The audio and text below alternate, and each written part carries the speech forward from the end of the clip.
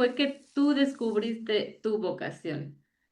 Algún día mi papá me, me dijo, llegó a la casa y me dijo que íbamos a tomar un curso de superación personal. Yo creo que en ese entonces el término que se utilizaba para este tipo de cursos eran cursos de superación personal, que en aquel entonces se llamaba Cuarto Camino. Y era cursos que daba el doctor Alfonso Risotto, que después creó el modelo de semiología de la vida cotidiana. Y yo tenía 12 años, yo estaba muy chiquito. Y me dijo, oye, y pues lo vamos a tomar tu mamá y yo, pero como no hay quien te cuide, pues vas a venirte el fin de semana con nosotros. Yo no, me hice un berrinche tremendo y tal, pero pues tenía 12 años, no tenía de otra, y ahí estaba tomando el curso. Y entonces, cuando estaba tomando el curso, dije, oye, esto está interesantísimo, esto está divertido, esto me encanta, ¿qué onda? Y a diferencia de la mayoría de las personas que tardan muchos años en encontrar su vocación, yo ahí dije, yo me quiero dedicar a esto del desarrollo personal, yo me quiero dedicar a esto de la mente y las emociones, y wow, esto me encanta, me encanta, me encanta. Bueno, y entonces, ya de regreso en la escuela, poco a poco fue pasando la secundaria, fue pasando la preparatoria. Y a diferencia de lo que mucha gente cree, yo era bastante malo en las calificaciones, entre otras cosas porque a mí nunca me ha gustado hacer tareas. Yo odio las tareas. Yo siempre decía, yo estoy aquí en la escuela listo para hacer lo que tú me digas. Si voy a salir a las 6 de la tarde o a las 8 de la noche, yo no tengo un tema. Ujú. Pero no entiendo por qué tengo que hacer cosas de la escuela en la casa si yo no hago cosas de la casa en la escuela. Yo no llego a la escuela a dormirme, yo no llego a la escuela a jugar videojuegos, yo no llego, yo llego a hacer cosas de la casa en la escuela. ¿Por qué tengo que hacer cosas de la escuela en la casa? Y entonces yo no hacía tareas y, ¿no? Y había ciertas materias que dependían mucho de las tareas. Una de ellas era métodos y técnicas de investigación en la preparatoria. Básicamente, pues, te daban la clase en el aula, pero lo que tenías que entregar al final del semestre era un proyecto que se iba construyendo conforme ibas haciendo una tarea y tarea 2 y tarea 3 y tarea 4. Y entonces reprobé como ejote métodos y técnicas de investigación al principio de la preparatoria. Y entonces me fui a extraordinario, y mi examen extraordinario te daban un tema y tenías que entregar el proyecto de métodos con ese tema que te asignaron. Y me tocó, acuerdo hasta la fecha, aprendizaje significativo. ¿Qué significaba eso? ¿Quién sabe? Oye, pues esto de dónde lo sacamos. Eran los principios del año 2000, el Internet todavía no era lo que es hoy en día, no había teléfonos celulares, no había inteligencia artificial, había que ir a las bibliotecas a investigar qué demonios era el aprendizaje significativo.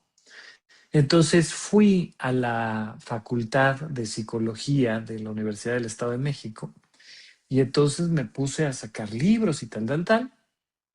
Y platicando con gente de psicología, pues les decía yo, ay, es que esto de la psicología me encanta, está divertido y, ay, qué padre.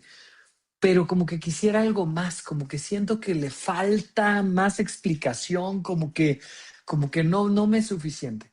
Y alguien me dijo, bueno, pues a lo mejor no te gusta la psicología, sino la psiquiatría, nada más que para eso hay que ser doctor, hay que estudiar medicina. Ajá, mira, pues primera noticia, no tenía yo idea, ok. Y pasé métodos y técnicas y luego tuve la materia de biología. Y entonces en la materia de biología aprendí cosas del cuerpo humano y de la célula. Y decía yo, ay, esto me gusta. Y un día para el taller, para el laboratorio de biología, el profesor que era doctor llevó unos pollos del supermercado y había que disecarlos, había que separar las partes del pollo, ¿no? Dependiendo de ciertos órganos y sistemas y tal. Y un amigo y yo, que también se convirtió en doctor, nos pusimos a hacer cirugía milimétrica durante un montón de horas, pero un montón de horas. Y el profesor nos dejó quedarnos ahí y estuvimos ahí trabajando. Y salí de ahí diciendo, es que yo quiero ser doctor, ¿no? O sea, es que, wow, esto me encanta. Luego tuve la oportunidad de conocer la Universidad La Salle en la Facultad de Medicina. Dije, es que qué lugar tan hermoso, yo aquí quiero estudiar. Afortunadamente, por azares del destino, mis papás lograron pagarme la carrera porque no fue una cosa sencilla, pero se logró y estudié yo medicina en La Salle. Y ya terminando yo medicina, a lo largo de la carrera yo decía, yo voy a ser cardiólogo, yo voy a ser pediatra, yo voy a ser cirujano, yo voy a ser, ¿no? Y hubo varias cosas que me jalaban mucho como especialidad, porque además en La Salle, desde que entras, todo el tiempo te están diciendo que vas a ser especialista, o sea, sí o sí vas a ser especialista, casi, casi no hay de otra, o sea, no hay alternativa. Y Ujú, entonces yo iba diciendo esto, y ya hacia el final de la carrera, por diferentes circunstancias, dije, oye, pues, si yo me metí a esto por aquellos cursos de superación personal que tomé, y según yo iba a ser psiquiatra, y entonces empecé a reconectar un poco con esa historia de mi pasado, dije, no, yo voy a ser psiquiatra. Y entonces ya me metí al mundo de la psiquiatría. Pero en medio de todo esto, mientras yo estudiaba medicina, yo hacía teatro y circo. ujú. Y entonces andaba yo por ahí de gira artística y los fines de semana hacía malabares en el centro de Tlalpan y hacía una serie de cosas que, que eran parte también de mi vocación de actor y comunicador. Entonces, cuando termino psiquiatría, ya con mucha experiencia en el mundo del teatro, del stand-up, del circo, pues fue muy natural pasar al mundo de la locución y de las conferencias. Subirme a un escenario era la cosa más natural para mí.